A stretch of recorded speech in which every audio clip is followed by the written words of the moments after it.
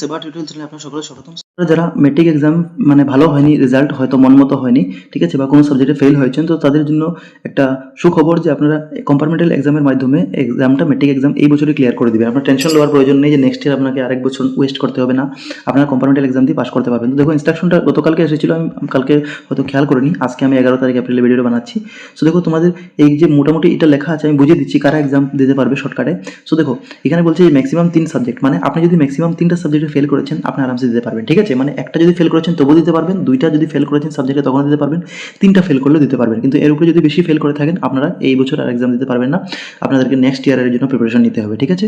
তো দেখো 3টা সাবজেক্ট যদি ফেল করেছেন আর টোটাল যদি আপনার মার্কশিটে মার্ক থাকে 170, আপনারা নিচে মার্ক চেক করবেন যে টোটাল যদি 170 মার্ক আছে আর যদি 3টে সাবজেক্ট ম্যাক্সিমাম ফেল করেছেন বা তার থেকে একটা বা 2টা যে কোনো, তখন তুমি আরামসে দিতে পারবে। কিন্তু 170 যদি নিচে মার্ক আছে আর তুমি যদি 3টাও ফেল করে থাকো তখন দিতে পারবে না। তো টোটাল মার্ক 170 হতেই হবে, ঠিক আছে, এটা মনে রাখবে। সো 3টা সাবজেক্ট যদি ম্যাক্সিমাম ফেল করো তুমি দিতে পারবে। 3টা মানে তুমি একটা থাকলে দিতে পারো, 2টাও থাকলে দিতে পারো, 3টা দিতে পারো, এর উপরে না কিন্তু, ঠিক আছে। সো এখানে রুল রেগুলেশনগুলো সেম আগের মতো থাকবে যে পরীক্ষায় তোমাকে 30% মার্ক তুলতে হবে, মানে 30 পাতে হবে, ঠিক আছে। টোটাল 100 মার্কের থাকবে জানোই। যদি তোমাদের সায়েন্স বা সমাজ বিজ্ঞান খারাপ হয়েছে তো তোমাদের 90 মার্কের পরীক্ষা হবে, কারণ প্র্যাকটিক্যাল মার্কটা সেম আগে যেরকম মেন পরীক্ষায় যোগ হয়েছিল ওই মার্কটাই তোমাদের এখনো এই পরীক্ষায় যোগ হবে, ঠিক আছে। সো 90 মার্কের মধ্যে কি হিসাব ছিল যে 45-45 হিসাব, মানে 45 এমসিকিউ আর 45 ডেসক্রিপটিভ। তো 45-এর মধ্যে এমসিকিউ 13 পালে পাস হয়, ঠিক আছে, আর এটার মধ্যে 14 পাতে হয়। তো অনেকে নতুন হয়তো এবারই এই 2-1 বছর থেকে এগুলা করেছেন এমসিকিউ ডেসক্রিপটিভ, যে হয়তো তোমরা অনেকে এই যে ডেসক্রিপটিভটাতে 14টা ফেল করেছো, ঠিক আছে, 14তে হয়তো তুমি অনেক কম পেয়েছো, এর জন্য তুমি ফেল করেছো, ঠিক আছে, কারণ এমসিকিউতে বেশিরভাগই পাস করে নিয়েছে। সো তোমার কোনো মানে নিরাশ হবার প্রয়োজন নেই, তোমরা আরামসে দিতে পারবে এক্সাম। ভালোভাবে পড়ো, যেটা আগে পড়ছিলে ওই সিলেবাসটাই থাকবে, নতুন কিছু থাকবে না। প্রিভিয়াস ইয়ার কোয়েশ্চেনগুলো নিয়ে তোমরা করতে পারবো।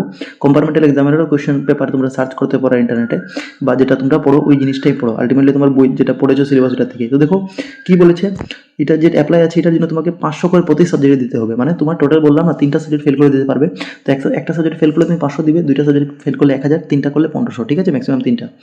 আর সেন্টার ফিস সঙ্গে থাকবে 150 টাকা। এর মানে একটা সাবজেক্ট ফেল করলে তুমি 500 দিবে আর সঙ্গে আরও 150 টাকা, মানে কত হলো 650 টাকা তোমাকে টোটাল দিতে হবে যখন অ্যাপ্লাই করবে।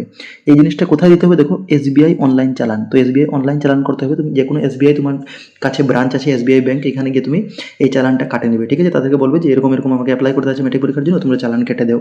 তো কোনখানে চালান কাটবে এগুলো অ্যাড্রেস সব কিছু দেওয়া থাকবে। এই একটা ফর্ম বার হবে, দেখো এখানে অ্যাপ্লাই করার ডেট দেওয়া আছে 13 তারিখ। দেখো অ্যাপ্লাই যেটা ডেট হবে 13 এপ্রিল থেকে শুরু হবে অনলাইন ফর্মটা, ঠিক আছে। তো 13 তারিখে যদি নোটিফিকেশন আসে তো আমি আরও জানিয়ে দিব।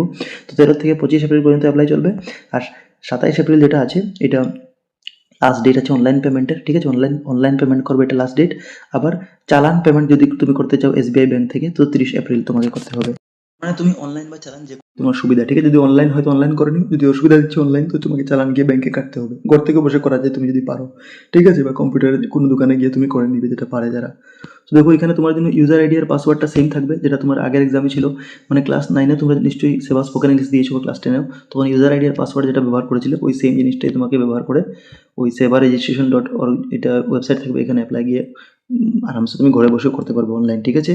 সো 13 তারিখ যখন আসবে আরও এক্সট্রা ডিটেলস তখন আমি তোমাকে আরও সব কিছু দিয়ে দেবো। Thank you for